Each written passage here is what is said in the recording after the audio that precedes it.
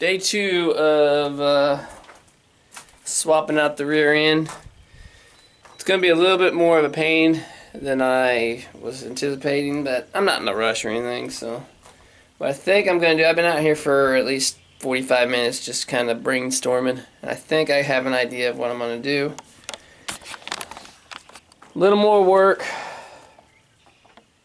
I'll just completely redo these, but anyway, I'm going to put a piece of 2x3 box steel that I got out there from here to here, fully welded in. Same thing on this side.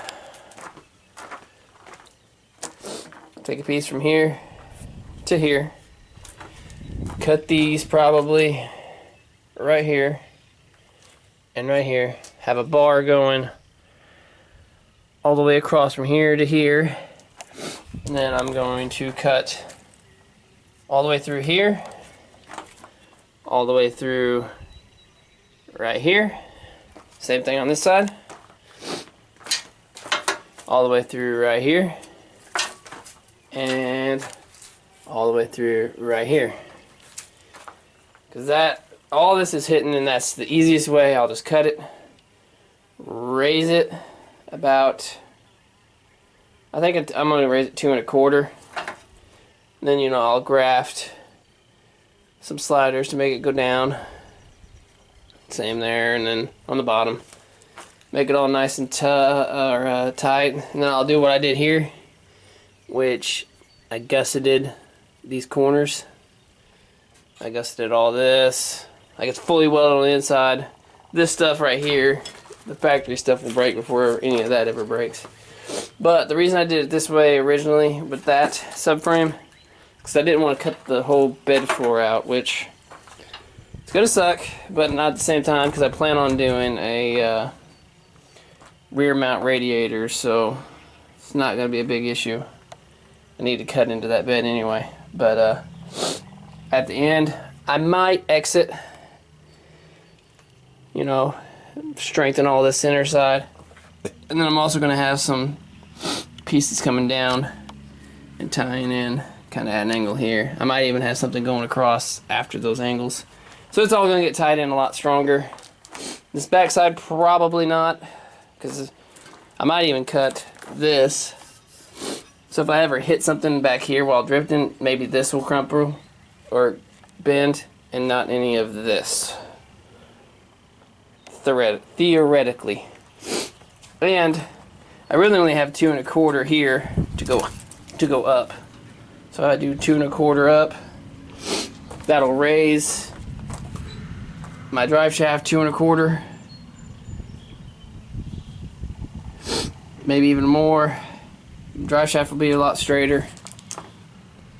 Suspension, I think, will be a lot better, because right now the diff, I think it's right. Yeah, the diff, I think it's right at, right at the frame rail. So the sway bar actually hangs down lower. So I need to get that up. I'll do 2 1/4 or 1 inch. I might just do 1 inch, say fuck it, and just really strengthen everything up. I mean, I'm already there, might as well just get as much clearance as I can. But yeah, let's get these frame rails welded fully in, fabbed and welded fully in. Then cut those and get a bar going across.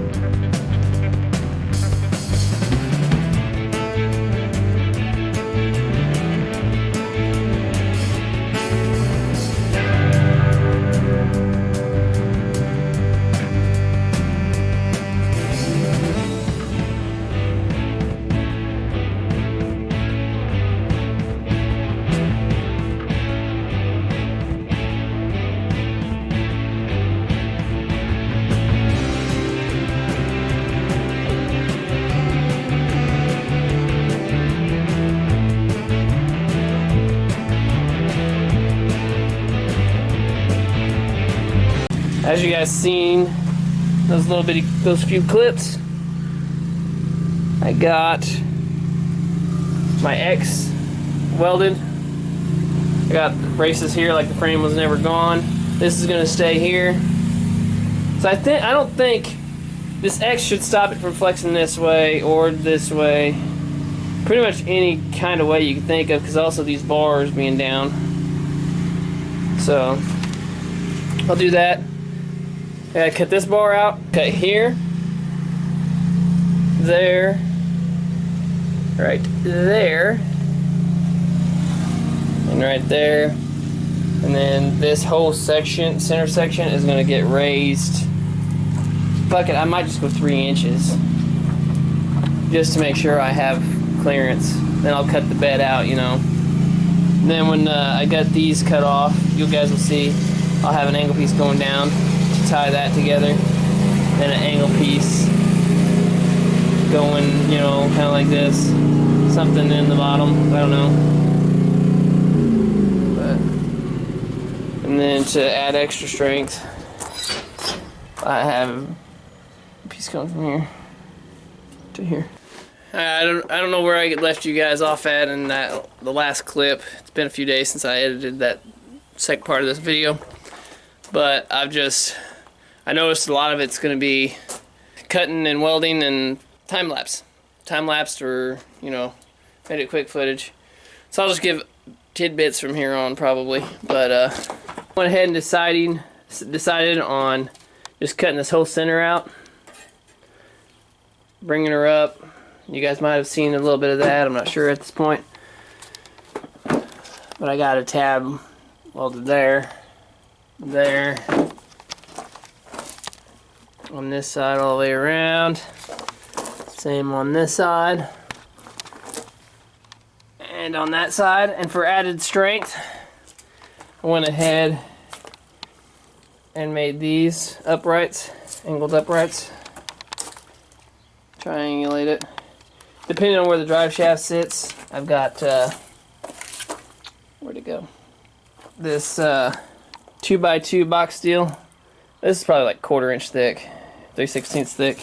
Depending on where the drive shaft goes, kind of want to sit it, I don't know, somewhere in there, give or take.